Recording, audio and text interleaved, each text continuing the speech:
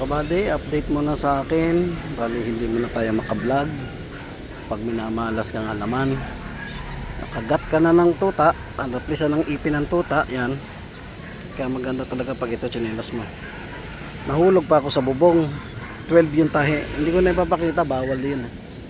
Labas talaga yung laman eh. 12 stitch ba yun tawag no? Yung tahi niya.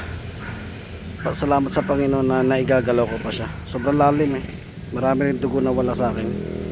Tapos pagkatibag ng yero, yung bubong, sama ako nahulog sa baba. Una lumagapak yung puwet ko. Salamat na sa Panginoon nung lang pilay. Papahatid sana ako ila Kambal, boyfriend ni Kambal. Hindi ko nasabihan si Sadie.